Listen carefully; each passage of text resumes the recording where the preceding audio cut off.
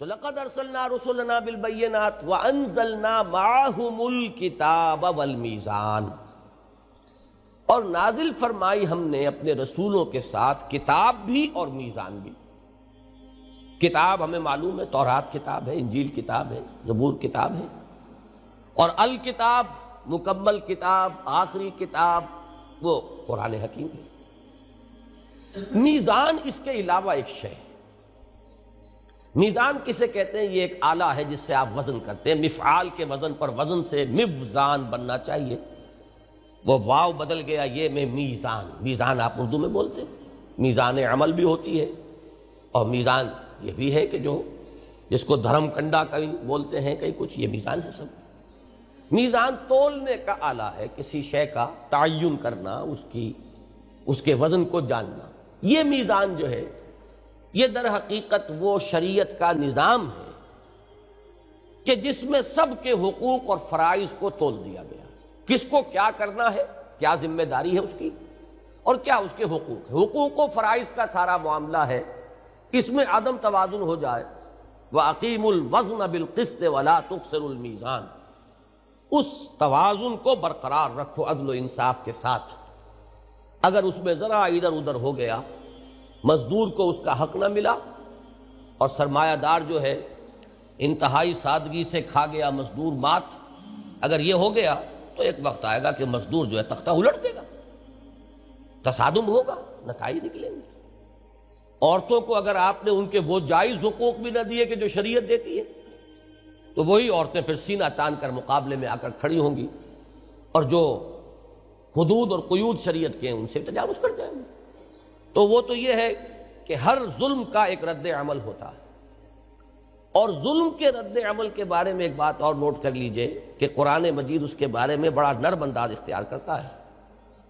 لا يحب اللہ الجہر بالسوء الا من ظلم، اللہ تعالیٰ کو یہ بالکل پسند نہیں ہے کہ بری بات جو ہے بلند آوازی سے کہی جائے، لیکن یہ کہ جس پر ظلم کیا گیا ہو اس کے بارے میں اللہ تعالیٰ نرمی برتے گا۔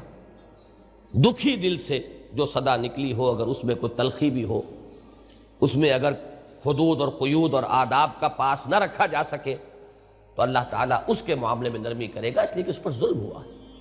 تو یہ آپ اس سے اندازہ کر لیجئے کہ مظلوم کا معاملہ جو ہے وہ مختلف ہے، اور ظلم جو ہے جہاں بھی ہوگا اس کا ایک رد عمل ہوگا۔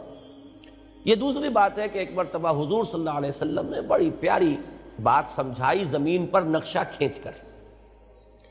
آپ نے ایک سیدھا خط کھینچا، پھر یہ کہ اس کو کاٹنے والے آڑھے ترچھے خطوط کھینچے، ایک دائیں سے آیا اور اس کو کاٹتا ہوا بائیں کو چلا گیا، ایک بائیں سے آیا کاٹتا ہوا دائیں کو چلا گیا۔ یہ جو آپ نے تصویر بنائی، عجیب طریقے سے حضور نے تمدن کا وہ جو پورا نظام چلتا ہے، اور جس طریقے سے تمدن کے افراط و تفریط کے دھکے ہیں جن سے نوع انسانی اس وقت دوچار ہے، اس کی بہترین ڈائیگرامیٹک ریپرزنٹیشن ہے وہ جو حضور صلی اللہ علیہ وسلم نے کی۔ ایک تو یہ صراط مستقیم ہے جو صرف اللہ دے سکتا ہے، کسی اور کے بس میں ہے ہی نہیں، وہ ہدایت، وہ صراط سوی، صراط مستقیم۔ یہ تو ظاہر بات ہے کہ وہی ہستی دے سکتی ہے کہ جو بالکل غیر جانبدار ہو۔ مزدور نظام بنائے گا، سرمایہ دار پر ظلم کرے گا، اپنے حقوق کا پاس رکھے گا۔ سرمایہ دار نظام بنائے گا، اپنے حقوق کا تحفظ کرے گا، مزدور کو پیسے گا۔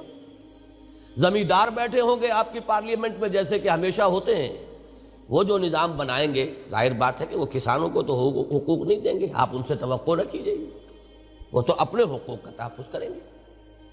اور اگر کہیں کسان کھڑے ہو گئے ریوولٹ میں، تو پھر یہ کہ جو وہ کریں گے وہ دنیا میں اور دوسرے ممالک میں ہوا ہے۔ اگر عورتوں کے ہاتھ میں اختیار آ گیا تو وہ نظام بنائیں گے جو کلوپیٹرا نے بنایا تھا کسی زمانے میں۔ تو یہ سارا معاملہ جو ہے دنیا میں، یہ تو صرف وہ ہستی کی جو قطعاً غیر جانبدار، وہ کون ہو سکتی سوائے اللہ کے؟ تو کوئی ہستی نہیں۔ لہذا صراط مستقیم دینے والا تو صرف ایک ہے، وہ اللہ۔ اسی لیے ہم اسی سے تو مانگتے ہیں ہر نماز کی ہر رکعت میں، اہدنا الصراط المستقیم۔ اب اس صراط مستقیم کو یوں سمجھیے، اس دنیا میں تو وہ راہ ہدایت ہے، اس کے بعد چل کر میدان حشر میں وہی پل صراط ہو جائے گا، الصراط۔ پھر یہی ہے کہ جو جنت میں پہنچا دے گا۔ اور یہ بال سے باریک جو آپ کہتے ہیں اور تلوار کی دھار سے زیادہ تیز، حقیقت میں جیسے وہ پل صراط ہے ویسے ہی یہ صراط مستقیم اس دنیا میں بھی باریک ہے بہت، اس لیے کہ اس کے اندر متضاد تقاضوں کے مابین جب آپ توازن قائم کریں گے وہ توازن بہت باریک ہوگا۔ لو سانس بھی آہستہ کے نازک ہے بہت کام، آفاق کی اس کارگہ شیشہ گری میں ذرا سا عدم توازن اس کو ڈسٹرب کر دے گا، اس لیے کہ وہ تو متضاد تقاضے ہیں نا۔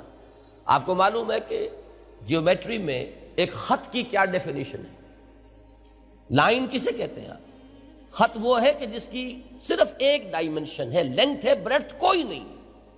اگرچہ ممکن نہیں آپ پینسل باریک ترین پینسل سے بھی خط کھینچیں گے تو آخر کچھ نہ کچھ تو اس کی بریڈتھ ہے نا، لیکن نظری طور پر جب آپ ڈیفائن کرتے ہیں کہ خط کسے کہتے ہیں، نقطہ تو وہ ہے جس کی کوئی ڈائمنشن ہے ہی نہیں سرے سے، وہ تو خالص نظری شے ہے۔ آپ جہاں پر بھی پینسل سے کسی چیز سے نقطہ لگائیں گے کچھ نہ کچھ اس کی آخر ہے، تبھی وہ نظر آئے گا، نہ ہوگا تو نظر کہاں سے آ جائے گا؟ ہر چند کہیں کہ ہے نہیں ہے، تو خط کسے کہتے ہیں جس کی صرف ایک ڈائمنشن ہے، لینتھ ہے، بریڈتھ کوئی نہیں۔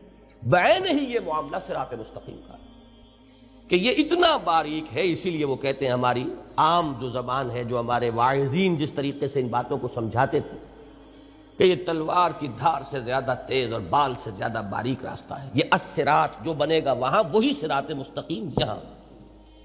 اب ہوتا کیا ہے کہ جو غلط راستے ہیں دائیں بائیں سے آتے ہیں وہ لیفٹسٹ ہوں گے یا رائٹسٹ ہوں گے، ظاہر بات ہے وہی دائیں بائیں کے راستے، اور وہ ہمیشہ راستہ آئے گا صراط کی طرف، اس لیے کہ فطرت انسانی مجبور کرتی ہے کہ کہاں جا رہے ہو، فَأَيْنَ تَذْهَبُونَ، کدھر جا رہے ہو، لوٹو۔ وہ لوٹتے ہیں، وہ آئیں گے الصراط تک آئیں گے، لیکن الصراط میں چونکہ آنکھیں کھلی ہوئی نہیں ہے کہ پہچان لیں کہ اب ہم الصراط پر آ گئے، لہذا وہ شہزور اپنے زور میں گرتا ہے مثل برق، وہ اپنے اسی مومنٹم میں پھر جو رائٹ سے چلا وہ لیفٹ کو نکل جائے گا، جو لیفٹ سے چلا وہ رائٹ کو نکل جائے گا۔ وہ کاٹیں گے اسی صراط مستقیم کو، آئیں گے لامحالہ اسی کی طرف، پھر ایک انتہا پر پہنچ کر پھر انہیں ہوش آئے گا یہ کیا حماقت ہم کر بیٹھے ہیں، ہم تو دوسری انتہا کو نکل گئے، پھر واپس آئیں گے الصراط کی طرف، وہ میگنیٹ انہیں کھینچے گا، اس میں کشش ہے، اس لیے کہ وہ فطرت کا راستہ ہے، جا نہیں سکتے اس سے بہت دور، جائیں گے پھر لوٹیں گے، لیکن پھر اس صراط مستقیم پر رکتے نہیں ہیں، پھر وہ بائیں طرف کو نکل جائیں گے۔ یہ ہیں وہ غلط راستے کہ جو اس دنیا میں تمدن کے ارتقاء میں چل رہے ہیں۔ اب اس میں وہ میزان کہ جو تول کر بالکل بتا دے کہ کس کا حق کیا ہے، کس کے فرائض کیا ہیں، تو یہ تین چیزیں ہیں کہ جو اللہ نے نازل فرمائی۔ دین کی بات پھیلانا صدقہ جاریہ ہے، ثواب کی نیت سے ویڈیو کو شیئر ضرور کیجیے۔ جزاک اللہ۔